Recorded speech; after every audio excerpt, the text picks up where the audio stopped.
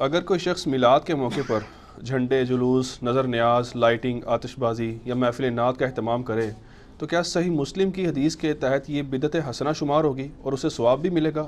آپ کا کیا فتویٰ اس حوالے سے؟ صحیح مسلم کی جو آپ نے یہ حدیث پیش کی ہے نا، بدعت حسنہ اور بدعت سیئہ والی، یہ حدیث مس کوٹ کرتے ہیں. یہ حدیث اس طرح ہے ہی نہیں ہے. صحیح مسلم میں یہ بڑی ڈیٹیل حدیث موجود ہے جس کو آؤٹ آف کانٹیکسٹ کوٹ کیا گیا ہے. اس میں سنت حسنہ اور سنت سیئہ کا ذکر ہے. اسلام میں اچھا طریقہ اور اسلام میں برا طریقہ. اچھی بدعت اور بری بدعت نہیں. بدعت تو ہوتی ہی غلط ہے. ابو داؤد، ترمذی، ابن ماجہ میں حدیث ہے کل بدعت ضلالہ و کل ضلالۃ فی النار. تمام بدعتیں گمراہیاں ہیں اور تمام گمراہیاں دوزخ میں لے جانے والی ہیں. یہ مسلم شریف کی حدیث اس طرح ہے کہ کچھ غریب اصحاب نبی صلی اللہ علیہ وآلہ وسلم کے پاس آئے. کئی لوگوں کے پاؤں میں جوتیاں بھی نہیں تھیں. نیا نیا اسلام قبول کیا. آپ علیہ السلام نے ان کی حالت دیکھی. آپ کا چہرے کا رنگ بدل گیا غربت کی حالت ان کی دیکھ کے. آپ نے یعنی حضرت بلال سے کہا اذان دو. اذان دی. زور کی نماز ہوئی. آپ نے زور کے بعد ایک خطبہ دیا. آپ صلی اللہ علیہ وآلہ وسلم نے اس میں سورہ نساء کی شروع کی آیت پڑھی، اے لوگو اس اللہ کا تقوی اختیار کرو جس نے تمہیں ایک جان سے پیدا کیا، پھر اسی سے تمہارا جوڑا، اور یہ سارے معاملات. اور پھر اسی طریقے سے 28ویں پارے میں جو آیت آتی ہے کہ مرنے سے پہلے اپنے رب کا تقوی اختیار کرو اور ہر جان دیکھے کہ اس نے آگے کے لیے کیا بھیجا ہے صدقہ جاریہ کے طور پہ. پھر آپ نے کہا کہ صدقہ کرو اللہ کی راہ میں، اور عورتوں کو بھی ترغیب دلائی. اس میں آتا ہے عورتوں نے بھی اپنے کانوں کی بالیاں تک اتار کے دے دیں. اور انصار میں سے ایک صحابی اٹھے، وہ گھر گئے، انہوں نے گھر کا کافی سامان لپیٹا ایک بہت بڑے بورے میں اور وہ گھسیٹتے ہوئے مسجد نبوی میں لائے. اور صحابہ کہتے ہیں وہ مشکل سے وہ مطلب اس کو گھسیٹ رہے تھے، اتنا بڑا بورا تھا، لا کے مسجد نبوی کے صحن میں رکھا. اب باقی لوگ جو پیچھے پیچھے تھے انہوں نے دیکھا یار اس بندے نے اتنی قربانی کی ہے، وہ بھی اپنے گھروں سے جا کے چیزیں لے آئے اس بندے سے امپریس ہو کے. اور مسجد نبی میں ڈھیر لگ گیا. اور مسلم شریف کے الفاظ ہیں نبی علیہ السلام کا چہرہ مبارک اس طرح ہو گیا جیسے سونے کا ٹکڑا خوشی سے دمک اٹھا. اور آپ نے پھر فرمایا کہ جس نے اسلام میں اچھا طریقہ جاری کیا، یعنی اس انصاری نے یہ اچھا طریقہ جاری کیا، یہ پہلا قطرہ بارش کا بنا. تو جتنے لوگ اس پہ عمل کریں گے اس کا ثواب بھی ان کو ملے گا اور ان کے ثواب میں بھی کمی نہیں ہوگی. اور جس نے اسلام میں برا طریقہ جاری کیا اس کی برائی کا وبال اس پہ تو ہوگا، اور جتنے لوگ اس پہ چلیں گے ان کی برائی کا وبال بھی ان پہ ہوگا، اور جو چل رہے ہوں گے ان کے وبال میں بھی کمی نہیں ہوگی. تو اس میں الفاظ ہیں سنتن حسنتن اور سنتن سیئتن. بدعتن یا بدعتن حسنتن یا بدعتن سیئتن نہیں ہے، سنتن حسنتن ہے اور سنتن سیئتن ہے. تو وہ اسلام میں اچھا طریقہ. اور میرا بدعت کے اوپر لیکچر ہے مسئلہ 75A اور B. اس میں نے اسلام میں اس طرح کے اچھے طریقے بتائے ہیں کہ جس میں اصل دین اپنی جگہ رہے. بخاری مسلم میں ہے نا من احدث فی امرنا ھذا فہو رد. جس نے ہماری تعلیم کی ہوئی دین میں کوئی چیز داخل کی وہ مردود ہے. ٹھیک ہے.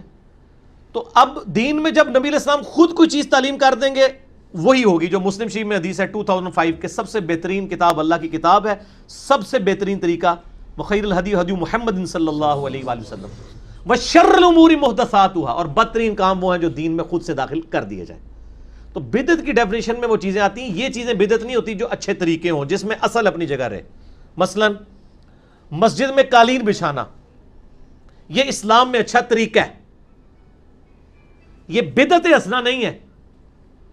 اسلام میں اچھا طریقہ ایئر کنڈیشن لگانا، مسجد میں پنکھا لگانا، لائٹنگ کرنا، یہ اسلام میں طریقہ ہے. اسلام میں کوئی بدعت داخل نہیں ہوئی ہے کیونکہ اصل دین اپنی جگہ. کوئی شخص یہ تو نہیں کہتا نیچے اس پنکھے کے اوپر اس قالین کے منہ طرف خانہ کعبہ شریف اور AC شریف، اللہ اکبر، یہ تو نہیں کوئی کہتا. ان ساری چیزوں کے بغیر بھی دین پہ، یہ دین میں طریقے ہیں. جیسے نبی علیہ السلام نے اونٹ پر حج کیا، آپ جہاز پہ جاتے ہیں، یہ طریقہ ہے. حج اپنی جگہ موجود ہے. اب نبی علیہ السلام نے اپنا میلاد کیسے منایا؟ 2750 حدیث صحیح مسلم کی فیہ ولدت و فیہ انزل علیہ. میں پیر کا روزہ اس لیے رکھتا ہوں کہ اس دن میں پیدا ہوا، اس دن مجھ پہ وحی نازل ہوئی. تو طریقہ بتا دیا نا. اب آپ روزے کے لیے لوگوں کو ضرور کہہ سکتے ہیں کہ جی کھجور کے ذریعے رکھیں، بریانی کھا کے رکھیں یا پراٹھا کھا کے رکھیں، لیکن روزہ اپنی جگہ رہنا چاہیے.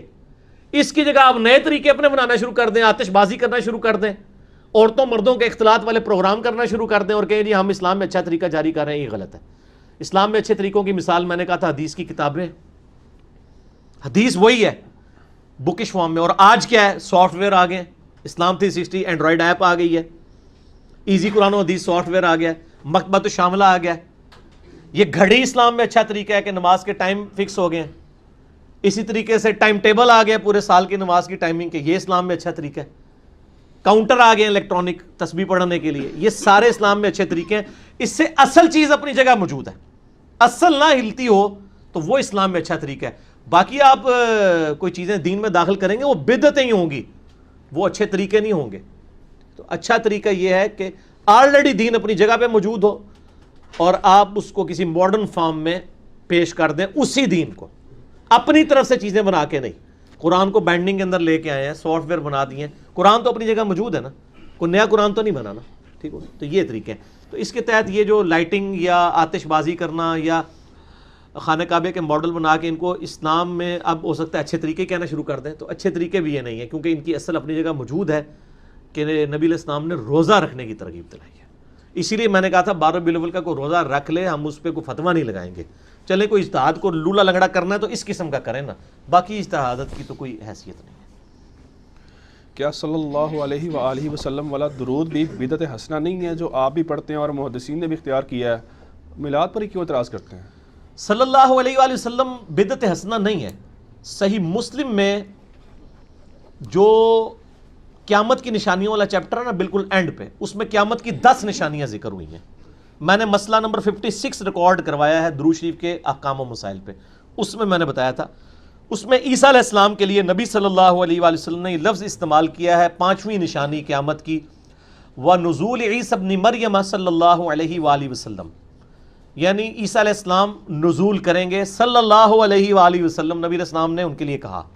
تو یہ درود شریف نبی صلی اللہ علیہ وآلہ وسلم نے تعلیم فرمایا، محدثین نے یہ ایجاد نہیں کیا، جس طرح درود ابراہیمی ہے یا اس کا پہلا حصہ اللہم صلی علی محمد وعلی آل محمد، یہ بھی زید ابن خارجہ کو سن نسائی میں حدیث ہے، یہ تعلیم فرمایا تھا۔ تو محدثین چونکہ کتابیں لکھ رہے تھے تو وہ پورا درود ابراہیمی ہے، یہ اس کی بجائے انہوں نے سب سے چھوٹا نبی علیہ السلام کا تعلیم فرمایا ہوا، وہ تعلیم کیا ہوا وہ انہوں نے لکھا ہے صلی اللہ علیہ وآلہ وسلم۔ یہ سنت ہے جی، بدعت حسنہ نہیں ہے۔